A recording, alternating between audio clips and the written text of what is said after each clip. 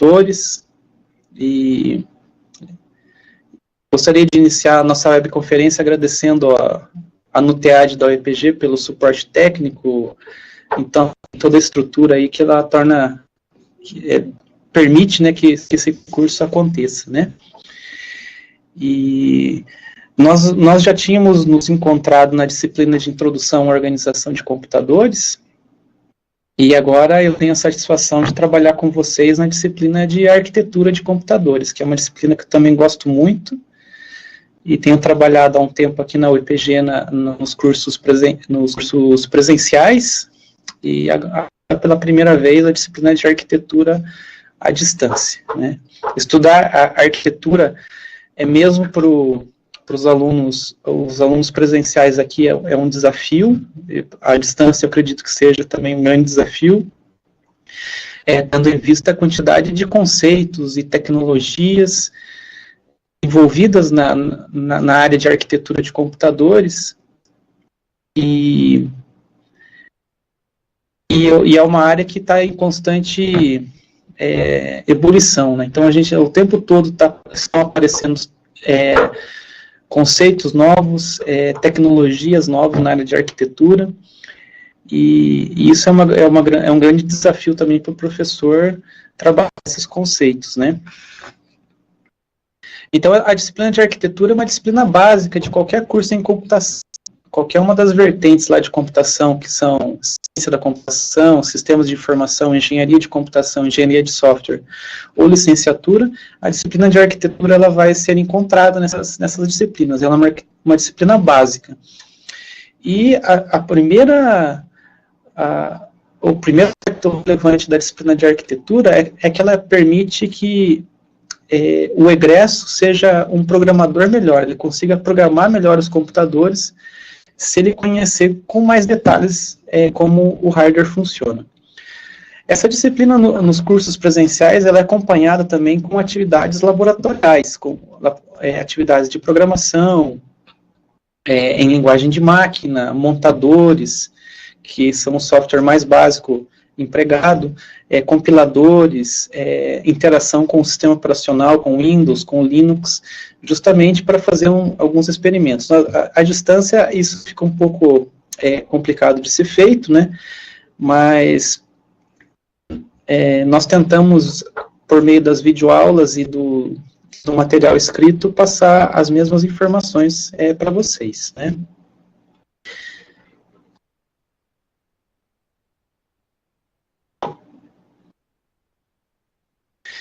Então, a nossa disciplina, ela tem 5 unidades, e nós teremos uma webconferência na próxima quarta-feira, na qual eu vou trabalhar com as unidades 4 e 5. Então, dá para a gente dividir mais ou menos ao meio as unidades, deixando a unidade 4 e 5 para a próxima quarta-feira. Essa webconferência de quarta-feira, ela é uma reprogramação da webconferência que não ocorreu na sexta-feira passada, no dia 16. Né? No dia 16 nós não tivemos nossa webconferência, e ela foi reprogramada para a próxima quarta. Eu deixarei um aviso lá no fórum, um lembrete da nossa próxima webconferência, que vai ser na quarta.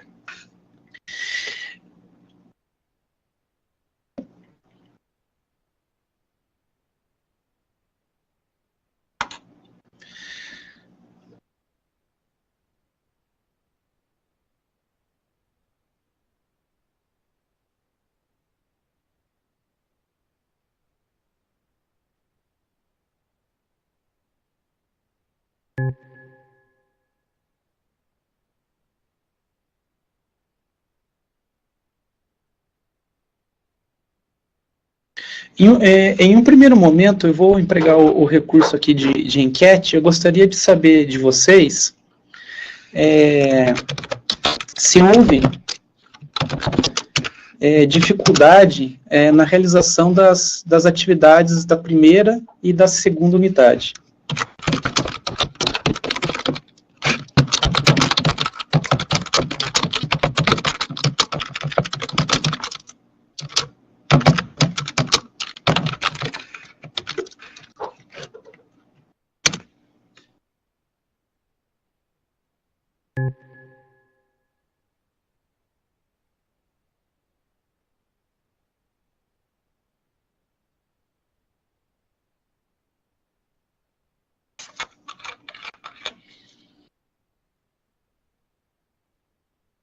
Então,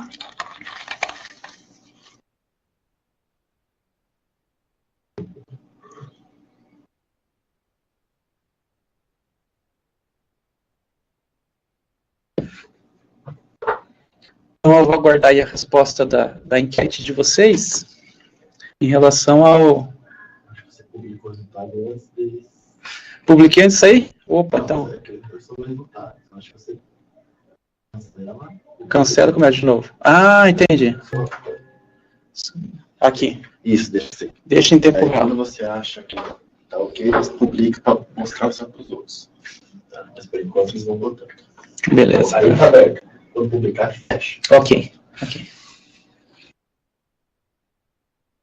Então vamos aguardar aqui a primeira vez que eu estou usando o recurso, teve um probleminha aí. O Rafael aí me ajudou.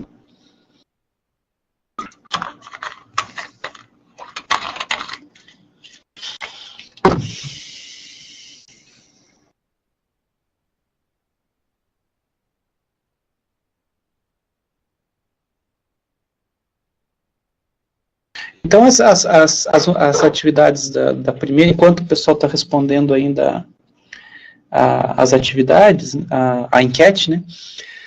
Essa primeira e a segunda atividade, eu busquei concentrar, assim, os aspectos principais, né? As coisas importantes que vocês têm que saber sobre a disciplina, né? Como eu falei, é uma disciplina que tem uma carga muito grande de assuntos, né, e os assuntos foram conversados nessas atividades, né.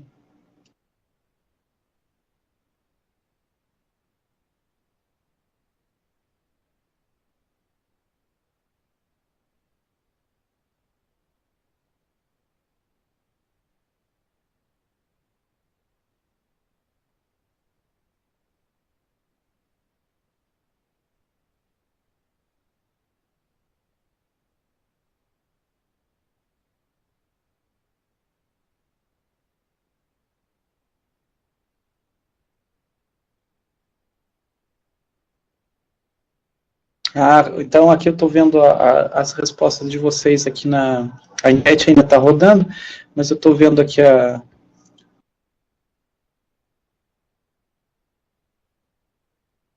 acompanhando aqui o chat, e a maioria achou que foi tranquilo realizar as atividades, que bom que foi tranquilo, né? E aí, aqui eu tenho o Vitor está falando aqui que a confusão foi RISC e CISC, né?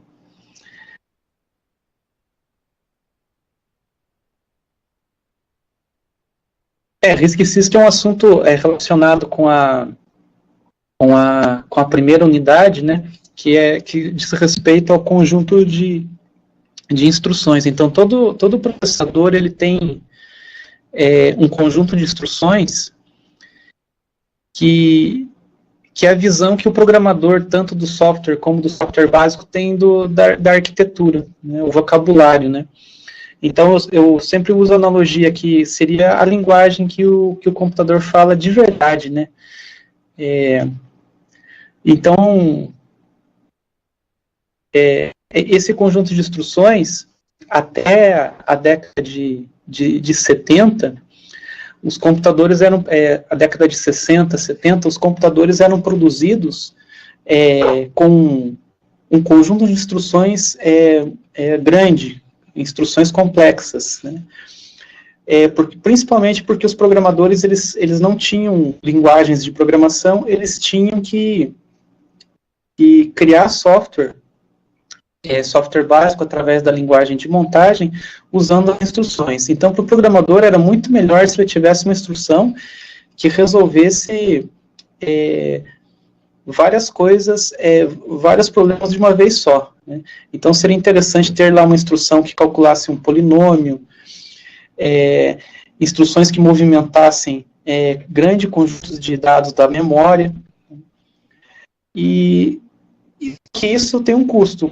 Produzir computadores com um conjunto de instruções grande faz com que mais área de circuito integrado seja usado para resolver. A unidade de controle tem que ter mais hardware, as instruções vão levar mais tempo para serem executadas, mais ciclos de máquina para serem executados, né?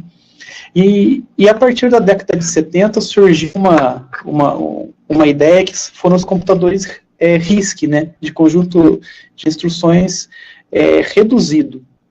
Então, principalmente os criadores do processador MIPS, até mesmo os criadores dos processadores ARM, que estão presentes em quase que na totalidade dos smartphones, os celulares usam processadores ARM, né, processadores ARM, são processadores que surgiram de ideias lá da década de 70, uma ideia de computadores de conjunto de instrução reduzido, instruções mais simples, né, que poderiam ser executadas de forma mais rápida, deixando ao software básico, ao compilador, ao montador, responsabilidade de traduzir lá aqueles problemas que o programador precisa programar, o compilador que vai pegar aquelas linhas de programação que foram usadas, o compilador vai gerar várias instruções para resolver o problema, né? E não o hardware tendo uma instrução só para resolver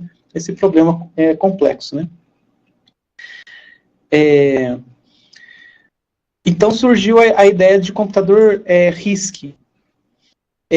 Quando surgiu a ideia de computador RISC, na verdade surgiu o termo RISC e surgiu o termo CISC também, porque até então não existia uma diferenciação, todos os computadores eram iguais. Na época, os grandes produtores lá de computadores, por exemplo, a IBM tinha os mainframes, computadores de centro de computação grandes, né? E não havia essa diferenciação. Então, a partir da década de 70, os pesquisadores falaram, a gente está criando um computador de conjunto reduzido. O nosso computador é RISC, e os demais eles chamaram de CISC, né? Então, só que atualmente, esses dois conceitos, eles foram se transformando ao longo do tempo, e atualmente, um processador moderno, ele tem conceitos RISC, e conceitos CISC também, muitas vezes. Processadores da Intel, da AMD, os autores consideram eles como processadores híbridos, que eles são CISC e RISC ao mesmo tempo. Para instruções mais simples, eles usam as ideias da unidade de controle RISC, e para instruções mais complexas, ideias já dos computadores CISC. Já processadores, por exemplo, o ARM dos smartphones, eles são processadores RISC, de conjunto reduzido de instruções, né? Inclusive, a indústria de processadores para smartphones, a maior parte das vendas de processadores são para dispositivos móveis, né, dispositivos embarcados, processadores ARM, processador MIPS, né, enfim, essa faixa de dispositivo, né.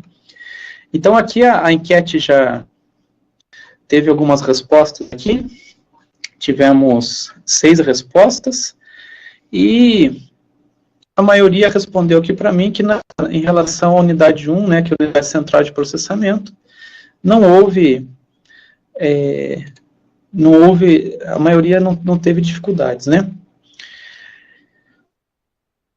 Então, a unidade central de processamento, os conceitos importantes são organização interna, quer dizer, os componentes principais, a unidade de controle, registradores e unidade lógica aritmética. É claro que para esses componentes funcionários, eu preciso de uma rede de interconexão que ligue esses componentes, ou chamado barramento interno também. Esse conceito barramento é usado também para a parte de entrada e saída, né? Mas quais são as funções principais? O processador ele tem o seu vocabulário expresso por instruções de máquina, a unidade de controle recebe instrução por instrução, e aí ela analisa se é uma função de soma, ela vai instruir a unidade lógica aritmética para que os circuitos da unidade lógica aritmética realizem a soma. Para isso, utilizando os circuitos que nós vimos na disciplina de introdução à organização, circuito somador, circuito subtrator, deslocador, que são os circuitos básicos da unidade lógica aritmética, né? Então ela vai executar, é uma operação de subtração, multiplicação. A unidade de controle vai ativar o barramento interno e os elementos responsáveis para fazer a operação de desejada, né? E os registradores é uma área de rascunho que o processador tem. Esses registradores, de maneira geral, sempre quando o processador precisa realizar uma operação, ele precisa trazer os operandos para essa área de memória, que são os registradores. Os registradores seria equivalente a gente ter um bloco de notas e uma caneta. Então, a gente está assistindo lá uma aula e o professor passa lá um problema de matemática para a gente resolver, um problema de soma. O que a gente faz? A gente anota, traz todas a definição do problema e traz os valores para esse bloco de notas para realizar a soma. Então, o processador faz a mesma coisa, ele traz os valores da memória para realizar a soma, né? Depois, o resultado da soma, multiplicação, dependendo da operação, ele vai ser armazenado em memória, que são as operações de store, né? Eu tenho a operação de load para carregar os valores, para trabalhar, o processador realiza a operação e mais tarde, no término, ele realiza a operação de armazenamento na memória, né? Então, esse é o conceito básico de unidade central de processamento, né? Então, nesse slide que eu estou passando para vocês aí, tem o ciclo de instrução, né? Então, o processador fica o tempo todo, busca as instruções em memória, decodifica, a unidade de controle faz isso, lê valores dos registradores, joga esses valores para a unidade de lógica aritmética, né? E depois ele faz o armazenamento das informações lá em memória, né? E tem uma interface para memória. Então, os processadores realizam dessa forma sempre as operações, né? Cada processador faz isso de forma diferente. A arquitetura Intel, AMD, tem um número de registradores, a arquitetura MIPS tem um número de registradores. Na arquitetura Intel, AMD, nós temos registradores de 64 bits, 28 bits, na arquitetura MIPS 32, 64, na arquitetura ARM 32 bits são o tamanho de cada registrador, aí o número de registradores, quer dizer, o tamanho do banco de registradores varia também, né, mas os conceitos são os mesmos, né, na realização, na execução das instruções, né. Então, sempre o que nós temos aí na execução, esse fluxo aí dá essa ideia do programa de computador. Até a década de 50, 60, os programadores, eles tinham que passar os seus algoritmos, eles só tinham disponível para eles a linguagem de máquina. Então, eles programavam diretamente em linguagem de máquina, ou em linguagem de montagem, que é um nível mais próximo do ser humano. Mas eles não tinham aí o que nós temos na figura em amarelo, que é o compilador. Não havia compiladores para dar esse suporte ao programador. Então, o programador ele tinha que fazer tudo, conhecer em detalhes o conjunto de instruções do processador. Ele programava diretamente utilizando o conjunto de instruções. Felizmente, nós temos, a partir da década de 60, 70, 80, surgiram vários compiladores, várias linguagens de programação que permitem que o programador não precise ficar sabendo muito dos detalhes de como o processador funciona. Ele escreve programas de uma forma similar com que ele se comunica com outro ser humano, né? E que é uma grande vantagem, né? E é um processo que é muito mais rápido. Programar na linguagem C, Pascal, Fortran, Java, é muito mais rápido, muito mais produtivo do que programar em linguagem assembly, linguagem de montagem, né? Então, isso faz parte da evolução da computação também, permitiu que a computação evoluísse do jeito que ela evoluiu, né? Os processadores, toda a parte de software, né? E, então, esse é o fluxograma aí, né?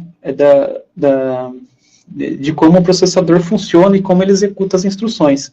Então, sempre quando nós compilamos lá, usamos um compilador Pascal, vocês trabalharam, acho que com o Pascalzinho, que é um compilador e uma linguagem Pascal ou a linguagem C, vocês compilam e geram um arquivo binário. Nós chamamos aquele arquivo executável, que lá no Windows é .exe,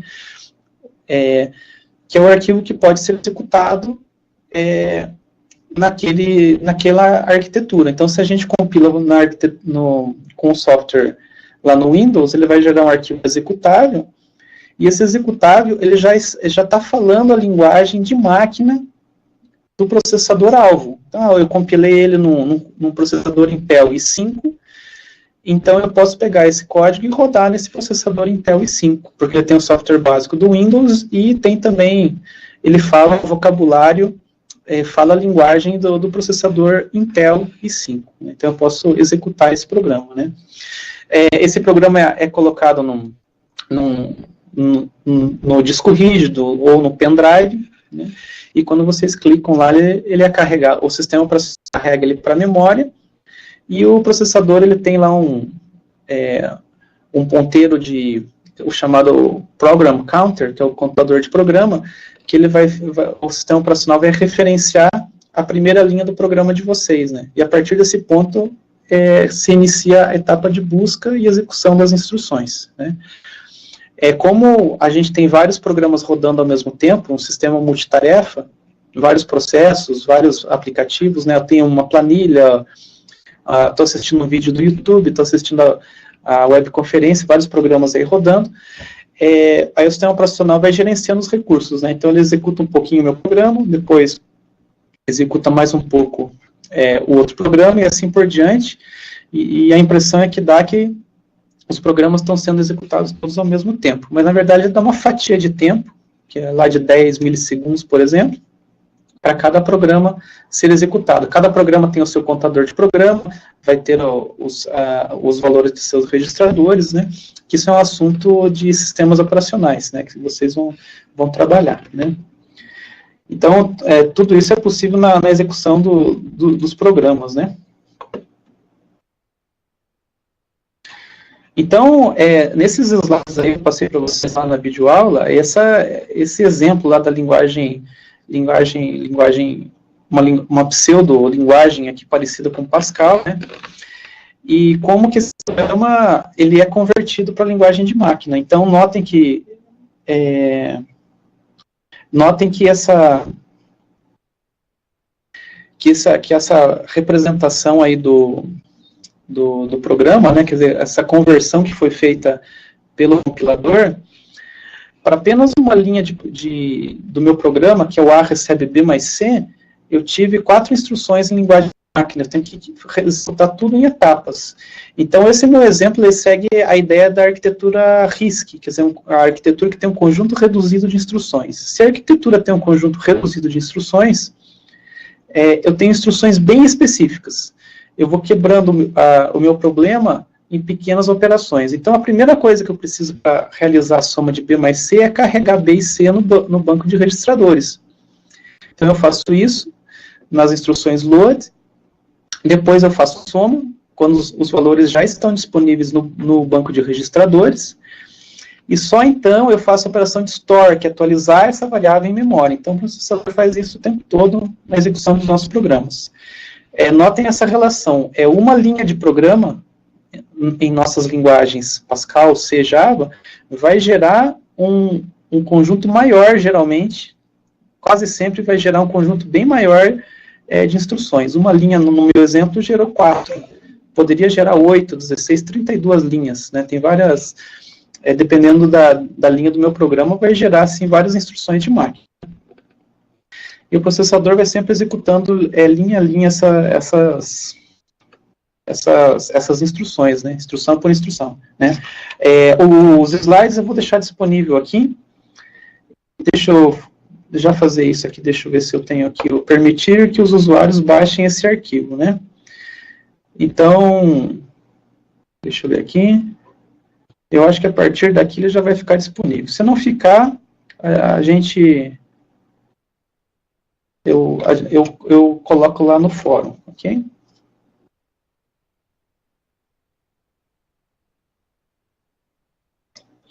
São, assim, de maneira geral, os mesmos slides também da videoaula, né?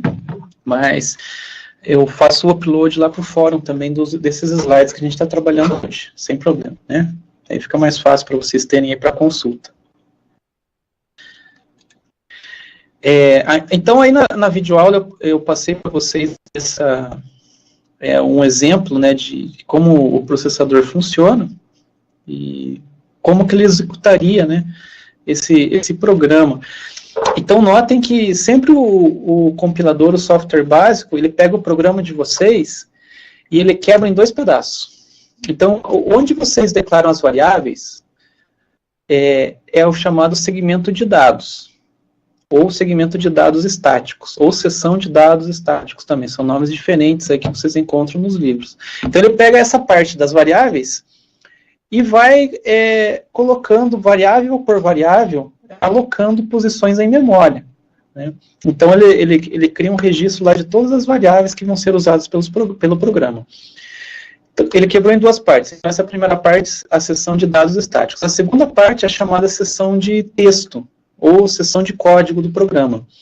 Nessa parte, são colocadas as informações, as instruções de máquina que precisam ser executadas. Então, quando o sistema operacional carrega esse programa para a memória, ele aloca, ele joga para a memória já as variáveis, e joga também, coloca lá em memória, armazena em memória principal as instruções.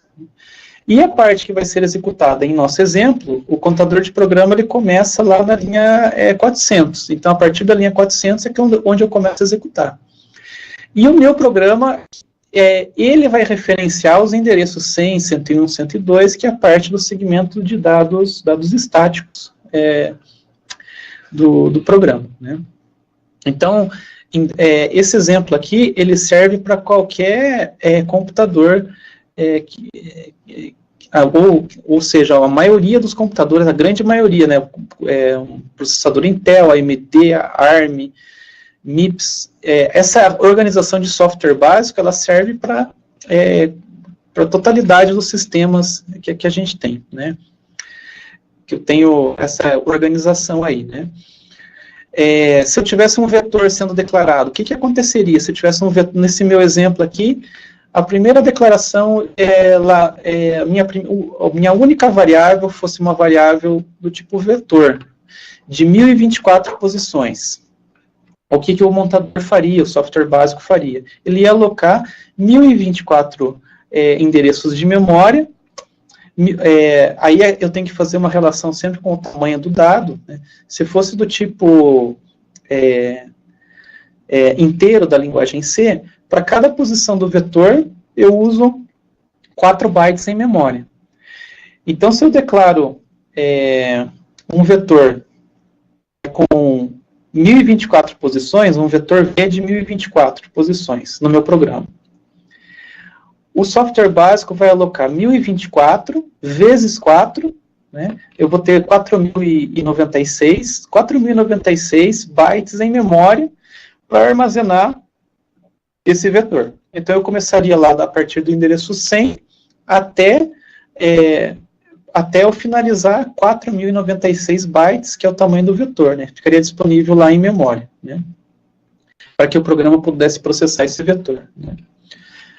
Então, sempre, dependendo da quantidade de variáveis que eu tenho no meu programa, vai aumentar essa seção de dados estáticos, né? À medida que aumenta as linhas de código do meu programa em relação a instruções, né, ao algoritmo em si, deixando a estrutura de dados de fora, aí eu aumento as linhas, né, da seção de texto. Aí na videoaula tem lá uma sequência da execução de uma instrução, e volto a falar, esse exemplo ele serve para qualquer processador. São instruções hipotéticas, mas que vai ter uma relação com toda a arquitetura de computador, né? Então, essa primeira discussão que eu queria fazer com vocês aqui, em relação à unidade 1, né? E eu acho que, se tiver tudo ok aqui, eu gostaria já de passar para a gente conversar um pouquinho sobre a unidade 2, que é a unidade de memória.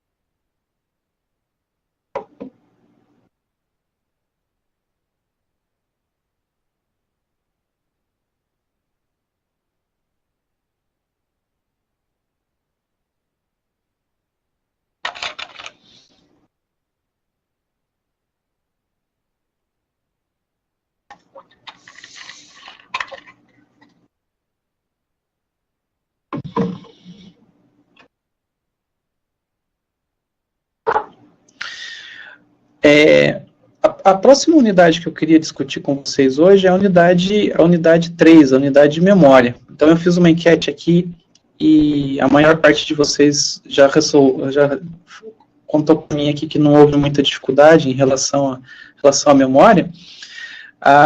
Esse tópico ele foi bastante abordado também na disciplina de Introdução à Organização de Computadores, né? Então, vocês já tinham estudado lá na disciplina a parte de hierarquia de memória, memória estática, memória dinâmica, né? Então, é um assunto aqui que foi só estendido, né? Então, aí a imagem, aí quando a gente lembra de memória, a gente lembra dos pentes de memória, são aqueles bancos de memória que a gente coloca na placa-mãe, né, para estender a memória. Meu computador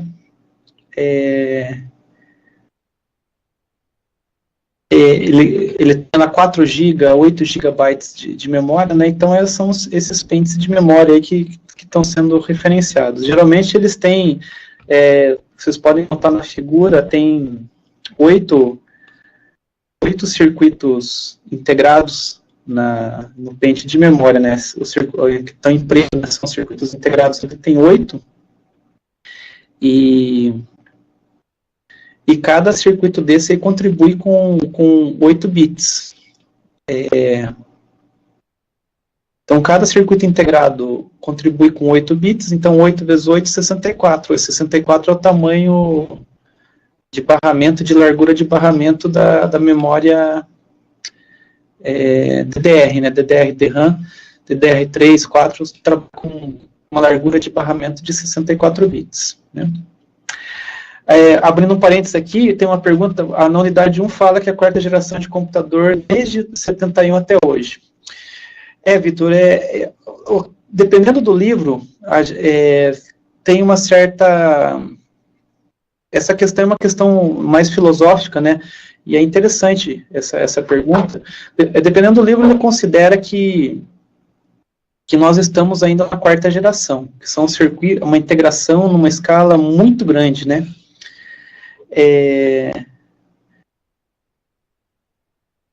A 4ª geração, tem alguns autores que consideram que a gente está na 5ª ou na 6ª geração com o surgimento das máquinas mais inteligentes, de aprendizado, inteligência artificial, né?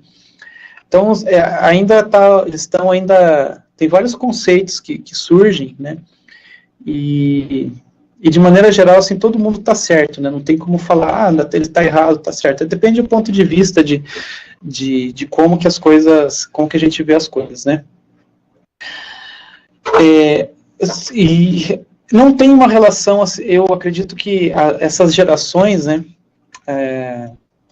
não tem uma relação, como eu falei, 5ª geração, alguns autores falam que a gente está na 6ª geração, pelas máquinas serem mais inteligentes, enfim, não tem uma relação assim muito com a computação quântica. A computação quântica ela já é uma realidade em institutos de pesquisa, né? Mas eu acredito que se a computação quântica der certo, ela vai eu acreditaria que ela seria a 5ª geração, na minha interpretação das coisas, porque a 4ª geração é essa integração numa escala muito grande, e alguns limites na integração dos componentes estão sendo atingidos, então não tem como criar componentes menores, né? Atualmente se trabalha numa escala de 14 nanômetros, uma escala bem pequena, e há várias dificuldades quando se trabalha numa escala muito pequena. O circuito integrado, quando surgiu, era uma escala muito maior em relação ao espaço, então alguns problemas não existiam quando ele surgiu. Quando você reduz muito o tamanho do circuito integrado, você coloca componentes muito mais próximos. Antes eles mediam a distância entre os componentes em nanômetros, micrômetros, né?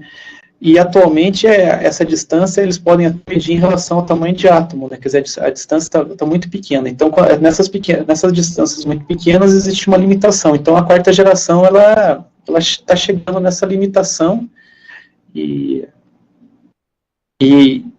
E é uma limitação física da parte eletrônica que não tem como, atualmente eles estão com dificuldade para passar.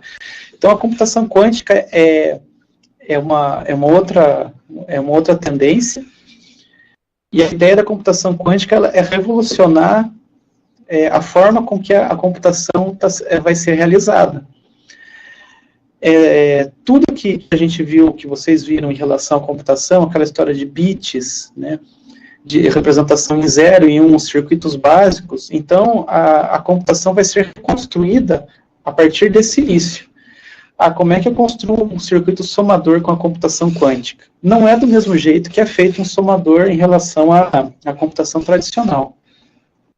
Tudo vai ter que ser reformulado. A parte de software vai ter que ser reformulada também, então é uma outra forma de resolver. Eu não tenho mais apenas dois estados, o estado 0 e o estado 1. Eu tenho vários estados possíveis que o elemento básico pode armazenar, e a partir disso é feita a computação, né? Então, a pergunta é essa, eu acredito que não tem muita relação com as gerações, né? A partir do momento que der certo, que emplacar em termos de mercado também, aí eu acredito que a gente vai ter aí a quinta geração, né? Porque alguns autores consideram a relação com o software, não, porque a computação cresceu, mas agora nós temos computadores mais inteligentes, que conseguem fazer tarefas diferentes, então agora nós estamos em uma outra geração. Eu não acredito nisso, eu considero ainda que a gente está parado aí nessa quarta geração, né? Mas vamos aguardar as novidades, né, em relação à computação quântica, né? Existe também, voltando aqui no assunto de memória, a gente fala de memória DRAM, mas existem outras tecnologias também que estão surgindo para armazenar informação. Ao invés de trabalhar com capacitor, que é o caso da memória DRAM, com outras tecnologias de hardware que permitem armazenar muito mais informação, né? Existem também algumas tendências de memórias, do jeito que a gente trabalha com a memória de maneira geral, a memória ela serve para armazenar os dados e programas. Já existem tecnologias de memória que elas fazem, além do armazenamento, ela faz o processamento também, né? São várias patentes já foram publicadas nesse sentido, de outros tipos de memória. Então, daqui a 10 anos, sem dúvida, a tecnologia vai estar em outro caminho em relação a isso. Memórias totalmente diferentes, que podem, além de armazenar, processar a informação também, e os processadores citados aí pelo Vitor, que são os processadores quânticos, né? A gente vai ter novidades, né? Assim, o que temos para hoje são essas, né? Eu acredito que a gente está nessa geração e na quarta geração do circuito integrado em uma escala muito grande, né? Então, aí os pentes de memória são colocados lá na placa-mãe, né? Então, notem lá, quando a gente abre um computador, tem a placa-mãe, os slots lá para colocar a memória. E quando a gente fala em memória, é interessante lembrar também que dentro do processador tem muita memória. Então, o processador ele tem lá 16 megabytes, 8 megabytes de memória, que é chamada memória cache. Muitas vezes o que diferencia um processador de outro em relação a desempenho é a quantidade de memória cache. Às vezes muitas vezes um processador é melhor que o outro, tem um melhor desempenho porque ele tem mais memória cache. Com frequência, a gente olha pela velocidade do processador, meu processador ele roda 3,5 GHz, então ele é melhor que um de 3,2. Não é só isso, quer dizer, a gente tem que dar uma olhada também na memória cache, porque a memória cache ela serve para melhorar muito o desempenho do sistema.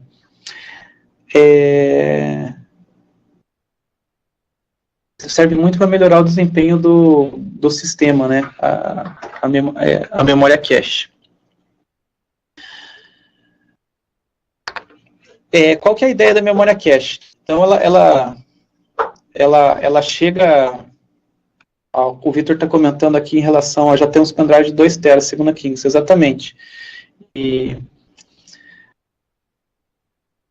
o que é guardado como eu comentei, né? Memórias que consigam até processar a informação também, né? Além do armazenamento. A densidade está cada vez aumentando, 2 TB segundo a Kingston. Há um pouco tempo atrás, havia só os HDs para armazenamento de dados. É muito comum hoje computadores já virem de fábrica com unidades de armazenamento de estado sólido, que são os drives SSD, né, de 240 a 120 gigabytes, né, e com desempenho muito maior que o disco rígido, né, que o disco rígido ele tem discos e componentes mecânicos lá, então o desempenho do drive de estado sólido é muito maior, né, então a densidade está cada vez aumentando mais. E voltando aqui para a memória cache, então a memória cache ela serve aí para melhorar o desempenho do sistema. Então o processador, naquele exemplo que eu passei para vocês lá, que o processador traz, ele executa instrução por instrução, ele vai buscar lá aquela instrução de load, depois a segunda de load, assim por diante. Na prática, um processador moderno, ele já vai lá e vai buscar um grande lote de instruções. Um tamanho comum desse lote é 64 bytes. Então, ele vai lá na memória e já busca 64 bytes, junto àquela primeira instrução. Então, eu tenho o tempo de busca da primeira instrução, mas junto com a primeira já vem um conjunto grande das instruções na sequência. Então, o processador, na medida que ele vai avançando no computador de programa, ao invés de ele precisar ir buscar na memória, ele já busca na própria memória cache. O tempo aqui de acesso é muito menor do que da memória principal, né? Então, lá na videoaula, até comentei em relação aos tempos de acesso, mas aqui, pelo fato que a memória cache, ela estar implementada internamente ao processador, ela está próxima ao processador, ela é muito mais rápida. E a tecnologia dela também é mais rápida, que a memória SRAM, memória estática, né? A memória principal, ela está, conforme o slide anterior, lá, se vocês notarem, aqui tem um chipset da placa, não está aparecendo na imagem o processador. Mas o processador está aqui e eu tenho lá em outro lugar da placa, ou melhor, aqui nós temos a memória, né? E em um outro lugar da placa nós temos o processador. Então, fisicamente, estão distantes, né? Já a memória cache não, está dentro lá do processador. Em sistemas mais antigos, lá na década de 60, 70, 80, a memória cache, ela ficava na placa-mãe. Então, eu tinha um processador e um outro circuito integrado lá na placa-mãe da memória cache. Depois dela, no outro nível, eu tinha a memória principal, né? Então, a cache não ficava internamente no processador. Atualmente, há algum tempo já, a memória cache já é integrada no próprio processador, né, para a gente ter ganho de desempenho. Nos últimos anos também, o que tem acontecido? Os dispositivos de entrada e saída, por exemplo, a placa de vídeo, né, que controla as operações, renderização das imagens em vídeo, elas têm sido colocadas também internamente no processador para ganhar o desempenho, né? Tá sem som? Não estão me ouvindo? Acabou o som?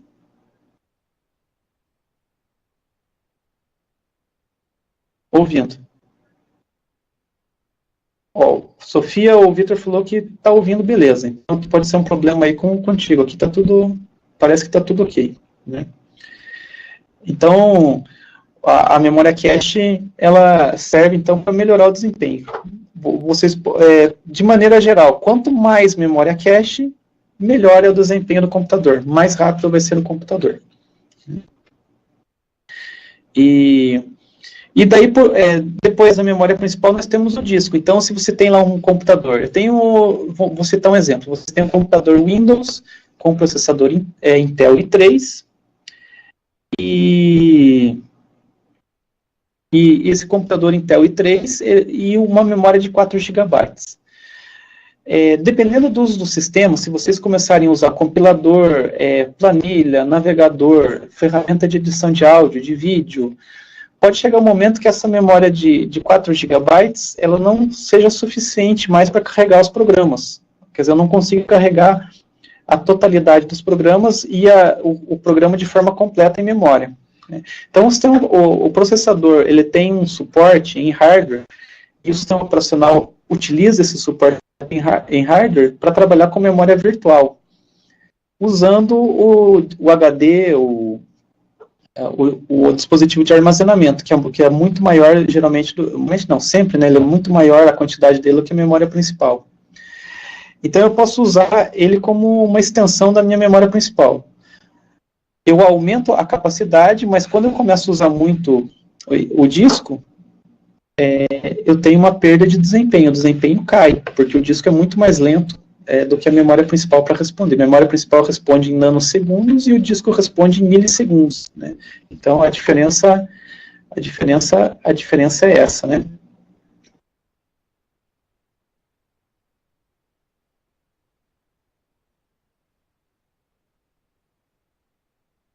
Aqui tem uma pergunta aqui, ó, quando é feita a limpeza no disco, prejudica o computador ou facilita o desenvolvimento dele, né? Então, essa limpeza aqui que você fala é eliminar alguns arquivos. Bom, eliminar esses arquivos, diminuir a quantidade de arquivos armazenados, de maneira geral, sempre melhora o desempenho, porque o sistema tem menos arquivos o sistema operacional precisa gerenciar um número menor de informação. Tem também aquela questão da desfragmentação do disco. A desfragmentação do disco. Então, aí tem vantagens. Ela não deve ser feita com muita frequência em discos, disco rígido, né? E no disco tradicional, mas ela tem vantagens.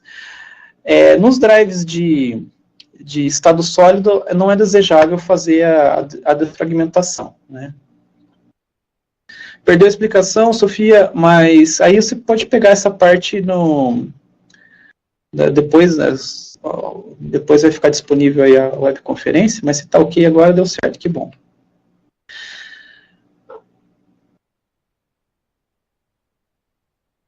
Abrir um parênteses, tem uma perguntinha aqui. Boa noite, está a videoaula...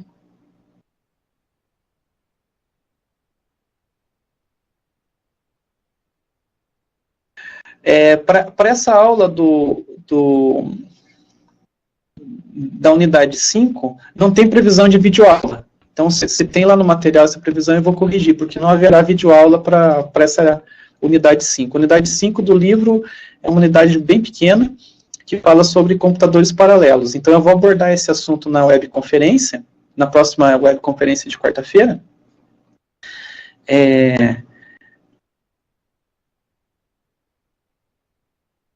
Aqui está falando da videoaula, se houver, né? Tá? Mas para a unidade 5 nós não teremos essa videoaula, né?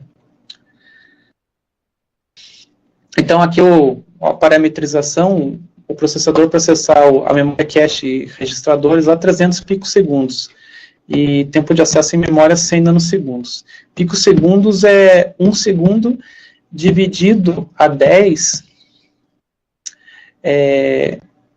elevado a menos 12, elevado a 12. Então, é 1 segundo dividido por 10 elevado a 12. Ou, fazendo a conta aí, o tempo de acesso lá vai ser 300 vezes 10 elevado a menos 12. Na memória, 100 nanosegundos, seria 100 vezes 10 elevado a menos 9, que é um tempo um pouco maior, né? E é fabuloso, mesmo assim o tempo é muito pequeno, né? Então, a memória cache trabalha esse conceito da localidade, que é um conceito muito importante, né? E, então, aqui no nosso exemplo, lá que nós vimos na videoaula, eu tenho essa localidade em relação às variáveis, a localidade temporal, a variável i, nesse meu programa está sendo usado o tempo todo, então o processador já deixa lá disponível na memória cache. Quando ele precisar acessar a variável i, já está disponível. Quando ele fizer um load para carregar o valor de i, essa variável já vai estar disponível na memória cache, que é uma vantagem, né?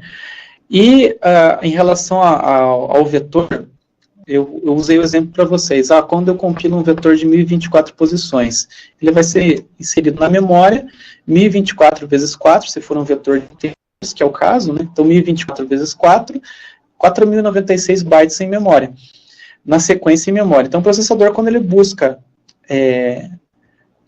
a posição i, ele faz o load para a posição i, ele já vai pegar mais um conjunto de dados, ele vai pegar 16 itens. Então, 64 bytes é o tamanho de linha da memória cache, ele vai lá e vai trazer 64 bytes. Com isso, ele traz 64 divididos por 4,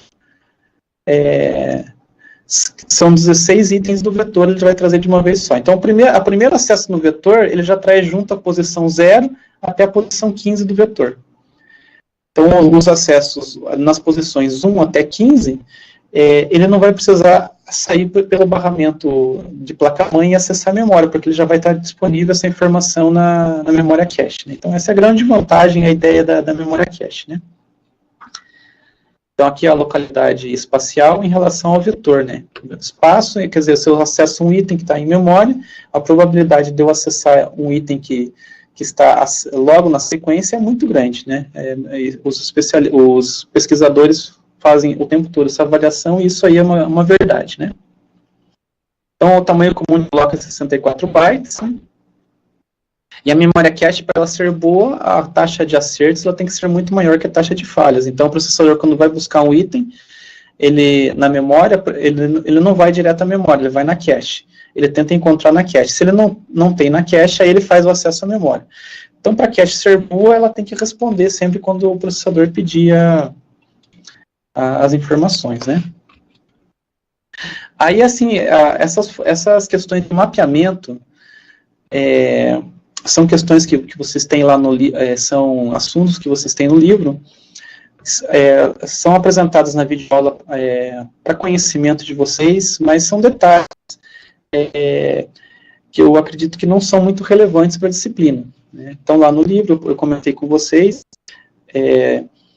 isso aqui é para o leitor mais curioso. Mas como é que funciona mesmo? Como é que funciona o endereço? Como é que o processador encontra esse item na cache? Aí ele vai conseguir essas informações aqui, né? Vocês têm essas informações de como... aqui tem um pseudo-circuito de como funciona a memória cache, né? São informações bem importantes, mas para fins de avaliação em prova, não serão abordados esses assuntos aqui. A implementação de como que a memória cache é implementada, né? Como eu comentei, né, aqui essa tabela eu acho bem interessante, ela tá disponível lá no livro da disciplina de Introdução à Organização, que são os tempos de acesso. Então aqui dá para ter uma ideia bem legal de como as coisas funcionam em relação ao tempo de acesso, capacidade, né? E, enfim, vocês têm essa informação para dar uma diferenciada de quais são as diferenças aí, né? A memória virtual, eu comentei com vocês que é quando o processador, o sistema operacional percebe que não tem mais memória disponível, ele começa a usar o disco. E quem tem um computador lá com Windows 10, por exemplo, e rodando com 4 GB de memória, às vezes aumentando essa memória lá para 8 GB, vai perceber um desempenho muito melhor, porque aí o processador, ao invés de ficar colocando programas usando a memória virtual, ele vai usar apenas a memória principal do computador. Então, a atividade é chamada de paginação, né, que faz essa troca, né? E o grande resumo dessa unidade, né, são as tecnologias que são empregadas em memória, né? Lembrar que no computador a gente tem várias memórias cache, eu tenho cache L1, L2, L3, todas internas ao processador. A organização mais comum de memória cache é a organização associativa. Então, eu tenho lá as formas, mapeamento direto, associativo, né? As duas formas principais de organização de memória cache. A cache associativa é mais utilizada. Ela apresenta uma taxa de acertos maior que o mapeamento por conjunto. Valores comuns da associatividade 8, 16, 32 vias, né? E memória virtual. Em relação à memória virtual é a memória que é utilizada, né, conforme eu comentei, para estender a quantidade de memória principal.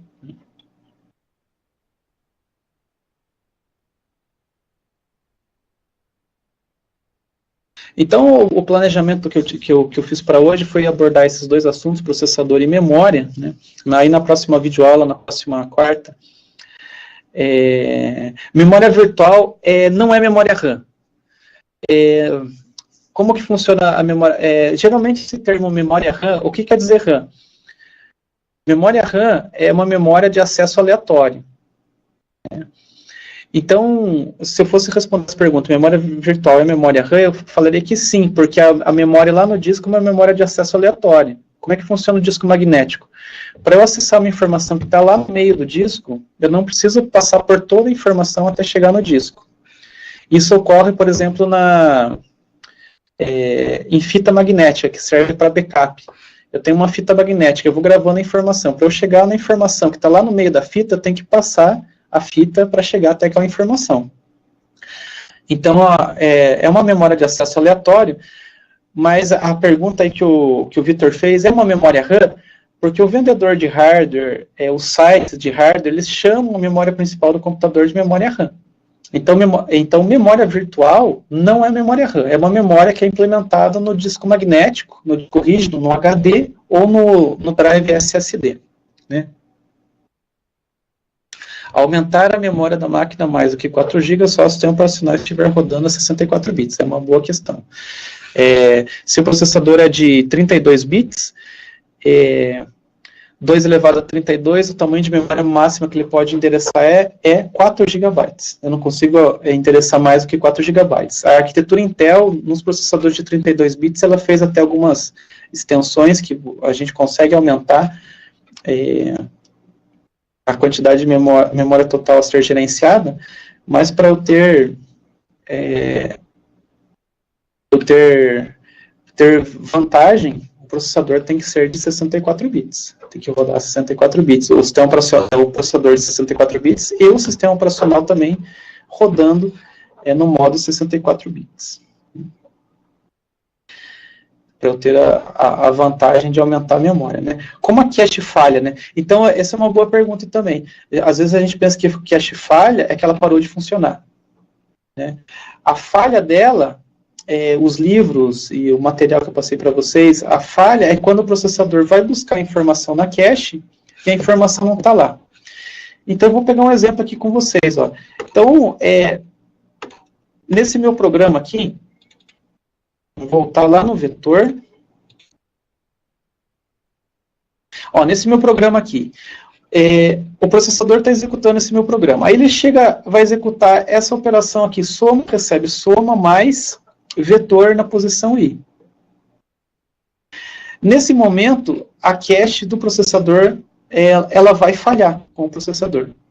Porque foi o primeiro acesso para a variável vetor. O processador não tinha nenhuma informação sobre o vetor. Foi a primeira vez que uma instrução referenciou esse endereço de memória. Nesse momento, a memória cache vai falhar. Só que o que o processador faz? Bom, houve uma falha na cache, quer dizer, a informação sobre a variável vetor não está disponível. No momento da falha, o processador faz uma leitura em memória. Quando ele faz uma leitura em memória, ele vai trazer 16 itens desse vetor. Então, considerando esse laço de execução, no primeiro acesso ao vetor, na posição 0 do vetor, eu tenho uma falha. Quando acontece essa falha, o processador vai gastar mais tempo e vai trazer os 16 itens, faz o tamanho do bloco inteiro. A partir das posições do vetor 1 até a posição 15, todo o acesso em memória que o processador for realizar, ele vai encontrar, ele vai acertar, a cache vai acertar, vai devolver a informação para ele. Considerando esse tamanho de linha de 64 bytes, quando o processador for acessar a posição 16 do vetor, 16 já não está naquele bloco que ele trouxe. Então, na posição 16, eu vou ter mais uma falha. Só que quando ocorre a cache falha, quer dizer, ele não tem informação disponível, o processador faz a busca, traz mais 16 itens. Então, da posição 16 até a posição 31 do vetor, haverá acerto. Então, notem agora se eu fosse calcular a taxa de acertos e de falha para esse programa. Em 16 acessos, eu falho uma vez. Então, a minha taxa de acertos, ou melhor, a minha taxa de falhas é de 1 dividido por 16. A taxa de acertos vai ser 1 menos 1 dividido por 16. Né, a minha taxa de acertos. Né? Então, essa é a ideia do termo falha, né? Quer dizer, é falha naquele sentido, assim, ó, você falhou comigo, você não me passou a informação que eu desejava. O ideal é que ela nunca falhe, né? Ou que falhe pouco, quando o processador faz o acesso. Não entendi o slide sobre memória, aquele que está em amarelo que o senhor passou. Vamos lá então, moçada, vamos lá no slide amarelo. Talvez fosse o slide de o amarelo o assunto. Será que não é sobre o processador? Talvez seja sobre o processador. Né? Era do processador, né? Aquela parte amarela lá em relação. Vamos voltar lá então. É a questão lá do processador, né? Então, vamos ver aqui. Mostrar o processador, né? A parte amarela aqui é a parte do compilador, né? Então, quando você escreve o teu programa, você usa algo parecido com o que a gente acabou de ver lá. O vetor I recebe aquela informação. O compilador, o GCC, esse aí, né, Vitor? Esse slide que está aparecendo aí, né? O amarelinho, né?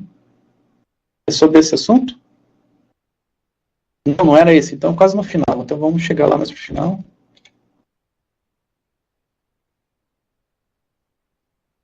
Esse aqui?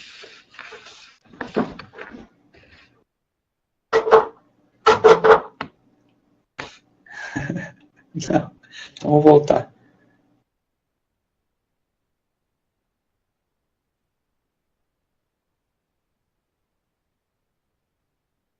Os tempos de execução, a amarelinha. Então, o tempo de execução era lá em memória mesmo. Então, vamos ver se é isso mesmo. Então, chega lá em amarelinho, lá para o final.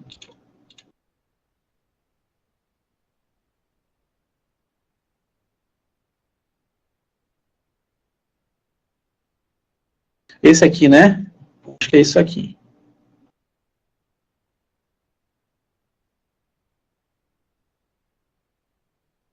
Isso, beleza, Vitor. Então, é esse, ó.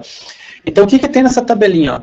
Então, dentro do processador, nós temos os registradores, aquele R1, R2, que foram usados lá no exemplo lá da montagem do programa, né?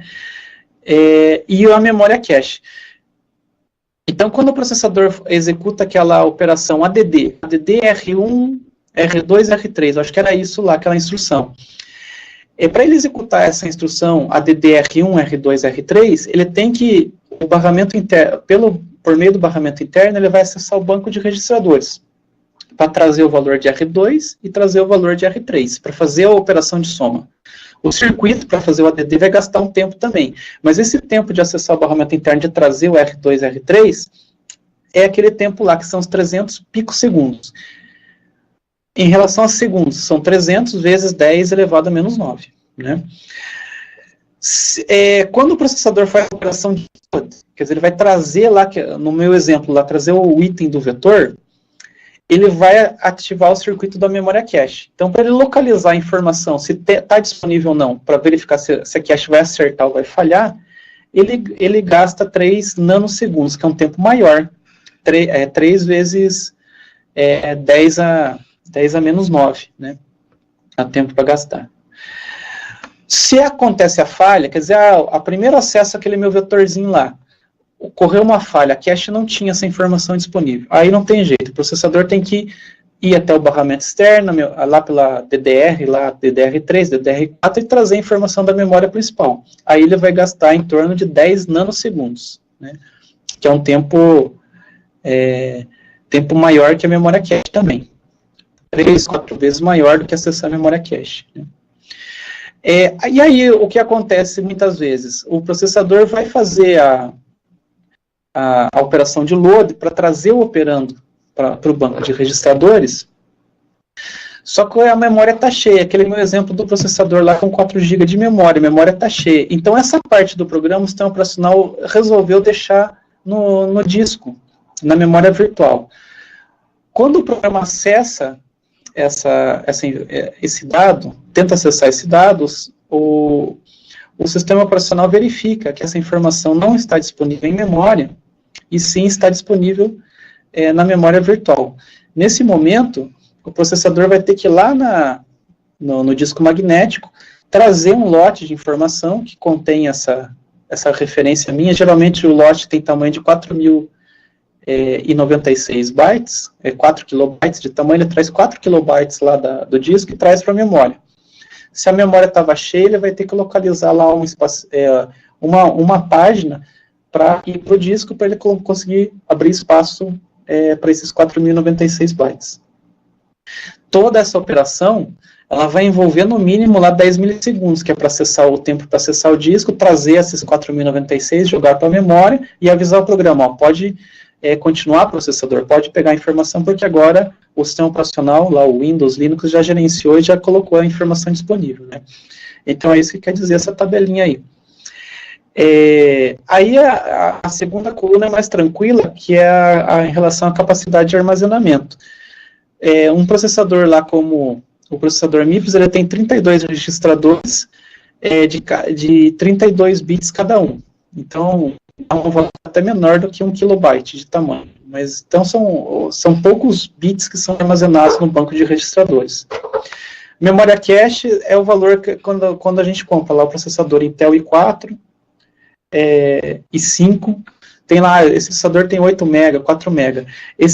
Capacidade de armazenamento não é padrão para todos os registradores. Dependendo do modelo de processador, ele tem uma quantidade maior ou menor de registradores que influencia na quantidade total de memória em registradores. O processador da Intel ele tem lá 12 MB de memória, em relação à memória cache agora. Um processador Intel ele tem lá 12 MB de memória cache, de nível 3, já um processador da AMD pode ter 16, cada arquitetura e cada fabricante, dependendo do modelo, vai ter tamanho diferente também de memória cache. Não dá para padronizar, né? Vai depender do modelo do processador, né? Por isso que é interessante ler bem as especificações do modelo de processador, qual é a geração, né? Então, às vezes você vai comprar um processador, um computador, e tem lá um i5, processador Intel i5 de terceira geração, quarta geração, quinta geração. Cada geração também tem algumas melhorias, né? Então é bom consultar sempre na página da Intel, do fabricante nesse caso, esse processador de quarta geração, o que ele é melhor em relação ao outro, né? Então fazer um balanceamento aí entre os dois, o que é melhor. Aí a memória principal é o valor padrão de um computador, né? Hoje é de 4, 8 GB, né? 16 GB, né? E memória secundária 16 terabytes ou 240 gigabytes aí de, por exemplo, valores mais ou menos de mercado atualmente de memória, né? Intel i3 HD de 1 tera, de HD de 1 tera, e de memória 4 GB bom, vai ser bom, Sofia, para você navegar na internet, editar texto, editar figuras, nada muito complexo, né? Ele não vai ser bom para desenvolvimento de software. Se você instalar lá, por exemplo, o NetBeans para rodar programas em Java, não vai dar certo, não vai funcionar direito. Ele é um computador que serve assim para um usuário que está preocupado apenas em navegar um pouco na internet, assistir um vídeo no YouTube, usar uma planilha, um editor de texto. Um usuário doméstico um usuário que não vai trabalhar com programação, né? Em relação aos Intel Core, o i5 é a escolha, a melhor escolha, a escolha mais balanceada, né? O i5 ele vai te dar a capacidade de você trabalhar com desenvolvimento de software, trabalhar com edição de vídeo, já melhora bastante essa questão aí, né? E o i7 é melhor ainda, o processador melhor ainda. Você tem mais memória cache no i7, geralmente, a arquitetura dele é melhorada, né? Então, sem dúvida, o i7 vai ser melhor, né? Agora tem que tomar muito cuidado, como eu falei. tem que ver a geração do processador. Então, às vezes o anúncio do vendedor fala, o processador Intel i7. Mas tem que ver a geração. Às vezes é um processador i7 muito antigo, porque o processador i7 ele já está há vários anos no mercado. Então tem o i7 lá de primeira geração e tem aí de quinta geração, sexta geração, por exemplo. Né? Tem várias gerações de processador, então tem que dar uma olhada também na geração. Às vezes um i5 de uma geração mais atualizada é melhor do que um i7 mais antigo. Então tem que verificar aí as diferenças, né, em relação aos dois. Se vocês tiverem dúvida em relação à compra de equipamento, o que é melhor, professor? É esse ou é outro? Qual que é? Podem mandar lá no fórum lá que a gente discute também, né? Se vocês estão no momento de estar comprando um computador, pode mandar lá as informações. Muitas vezes a gente se preocupa muito, já que é o assunto da memória virtual, a gente se preocupa muito em relação ao processador, qual processador é melhor, quanto de memória principal é melhor, mas é interessante também, um componente que melhora muito o desempenho do computador é o drive de armazenamento. Vocês trocarem, ao invés de ter um HD, um disco rígido, trabalhar com drive SSD, ou no mínimo uma escolha intermediária que é o drive de HD híbrido, que ele tem 32 GB, 64 GB de armazenamento em SSD. Então vai melhorar muito o desempenho do sistema só trocando aí esse drive de armazenamento. Então, respondendo assim de maneira geral a pergunta, né? O i5 seria a melhor escolha, né? Porque também o i5 vai custar menos que o i7. A prova vai ser muito parecida, mas muito parecida com o questionário. Então, vai ser informações, conceitos, ideias, não muito detalhe. É importante vocês entenderem a ideia das coisas, o que é o que é memória cache. Estou usando esse slide como referência aqui, né? O que é mais rápido? Quem responde mais rápido, o registrador ou a memória cache? Quem armazena mais informação? É o registrador ou é a memória cache? Se vocês entendendo e lembrando o conceito, fica mais fácil. A memória cache, ela reside onde? Ela reside na placa-mãe, reside internamente no processador, ou ela fica lá no pente de memória? Ter essa ideia de onde está. Tem uma videoaula que foi colocada hoje ou ontem no sistema, que é sobre a unidade 3, tem lá sobre os dispositivos, né? O que é barramento, conceito, o que é barramento serial, paralelo. A gente aborda na próxima webconferência com mais detalhes, né? Mas são essas questões gerais sobre o assunto, né? A gente não vai poder, infelizmente, à distância, poder trabalhar com programação, né? A gente poderia programar também fazer atividades aí de programação em linguagem de montagem, né? Mas, assim, para o perfil do curso, vocês tendo a programação em uma linguagem de alto nível já está excelente, né? Já é muito legal. Essa parte mesmo é mais para o engenheiro de computação, que precisa trabalhar aí com o hardware mais próximo do hardware, daí ele tem que ter as ideias, os conceitos assim, de programação em linguagem de montagem, né? Mas a prova vai ser muito parecida com os questionários, né? Vocês fizeram também a disciplina de introdução à organização, então a ideia, a prova também é muito similar também, a mesma forma de prova dos questionários, né? Então, assim, o que eu tinha para falar para hoje, assim, de maneira geral, aí é isso, e a gente tem um tempinho aí, fica disponível para vocês fazerem perguntas. Estou à disposição de perguntas e questionamentos aí sobre a disciplina.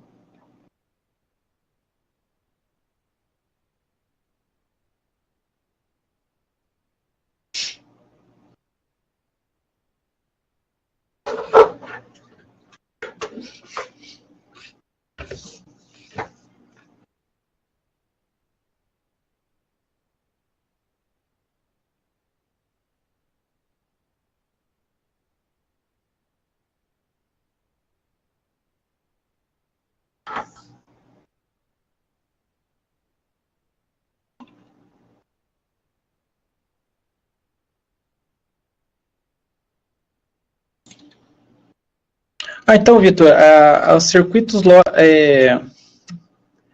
essa parte da unidade 2 não vai cair em prova, e não é, né, o objetivo da disciplina, porque esse livro, ele foi pego de um outro conceito, de um outro curso. No nosso curso, vocês tiveram a disciplina lá de Introdução à Organização, que já trabalhou com esses conceitos, então vocês já estudaram, já estão por dentro desse assunto, né? Então essa parte, ela está lá no livro, porque esse livro lá eu tive que escolher entre um conjunto de livros, é o que eu achei mais interessante, mas mesmo assim, esse conteúdo, na outra universidade, ele era trabalhado junto com a disciplina de arquitetura, né? No nosso caso não, ele já foi trabalhado antes, né? A parte de circuitos lógicos, né? Multiplexador, a soma, menos mal, Vitor. Mas eu não sei, eu não entendi direito. Se for um pedido também, pode cair na prova, Vitor, a parte de circuitos. Mas é uma brincadeira. Não vai cair, não. Não vai cair na prova, não. Vai cair só a parte, o planejamento das unidades, né? Unidade 1, 2, 3, 4 e 5 são a guia para vocês estudarem para a prova, né? Vocês já estudaram essa parte aí, já estão habilitados em circuitos aí pela disciplina de Introdução à Organização.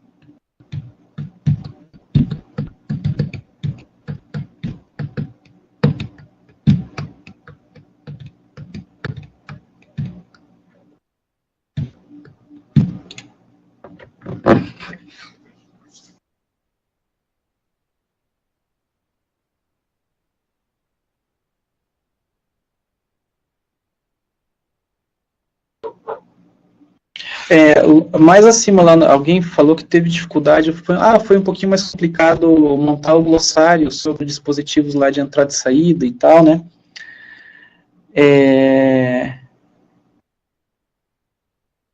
E alguém falou, tive um pouquinho de dificuldade para montar o glossário lá de tecnologias. Então, só lembrando que com essa videoaula aí tem mais informação sobre o assunto, né, de entrada e saída. Aí na próxima hora de conferência a gente conversa mais também, né? Na linguagem não vai cair prova. Na prova não vai cair linguagem, né? Não vai cair uma linguagem de programação específica. Vai cair conceitos, né, de memória cache, né? E se cair um exemplo de programa lá, vai ser um programa igual ao do slide lá, que é um programa que, vocês olhando, vocês vão perceber, aqui é um vetor e está sendo trazida uma informação lá da memória, estou fazendo uma soma, um fragmento de programa que vai ser similar lá. Eu sei que vocês trabalham com Pascal, aquela videoaula até foi feita em C, um fragmento de código lá foi feito em C, mas se cair, aí eu adapto para Pascal também, e aí fica mais tranquilo para vocês responderem. Mas eu não imagino nada relacionado com linguagem de programação caindo na prova, assim. Acho que não precisa se preocupar muito com isso.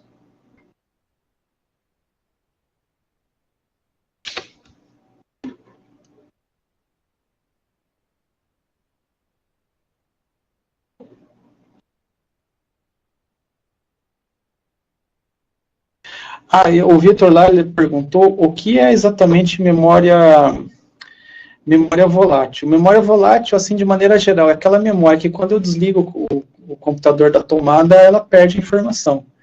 O exemplo mais claro, assim, de memória volátil que existe a volatilidade da informação, né? O exemplo mais claro de memória volátil no computador é a memória principal do computador, memória RAM, memória DRAM, né? Quando eu desligo o computador, o conteúdo da memória principal é perdido.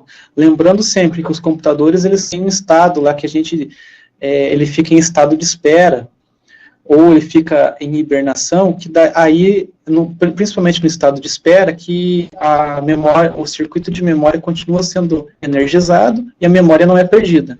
né, estou lá no notebook e estou trabalhando e abaixo a tela do notebook.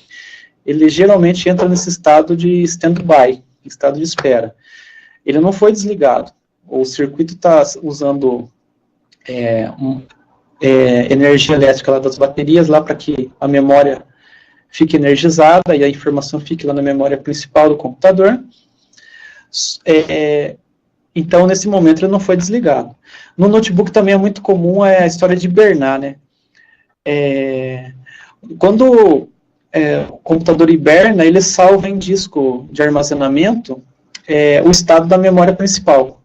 Por isso que aí ele consegue carregar mais rápido, porque quando ele entra em execução de novo, ele pega todo o estado dele anterior de memória principal do disco e carrega em memória. Isso é mais rápido do que reiniciar todo o sistema, recarregar os programas, né? Os pentes de memória são memórias de acesso aleatório. Eu passo um endereço para elas, o endereço lá, pelo barramento de endereço do pente de memória, eu vou passar um endereço e a memória vai responder para mim. Ou ter um acesso aleatório que eu posso acessar qualquer item da memória de forma aleatória, não preciso fazer a leitura por todos os itens, né? Então, são tudo memória, pente de memória, né? São memória do tipo RAM, né? DRAM, geralmente o termo DRAM é memória dinâmica, né? Que são capacitores. Cada bit é armazenado por um capacitor.